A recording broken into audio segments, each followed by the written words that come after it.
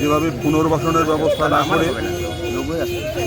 আমাদের যারা হকার ছোট ছোট দোকান দিয়ে তাদের পরিবার রক্ষা করে, ছেলেমেয়েরা পড়াশোনা করে, এটা বুলডোজার লাগিয়ে ভেঙে দেওয়া হয়। বস্তি ভাঙার উদ্যোগও তারা গ্রহণ করেছে এবং যেটা কথা ছিল শুভেন্দু অধিকারী মুখ্যমন্ত্রী, তারা সরকার বললে 450 টাকায় তারা গ্যাস সিলিন্ডার দেবে। সেই গ্যাস সিলিন্ডার তো এখন 5 টাকা কম 1000 টাকা মূল্য বৃদ্ধি। তারপরে 100 দিনের কাজ এখনো শুরু হয়নি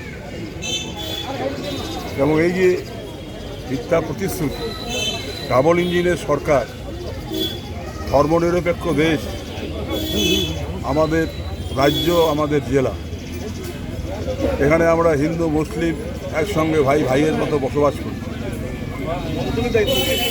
সংখ্যালঘুদের যে 27 লক্ষের মতো, এখানে 7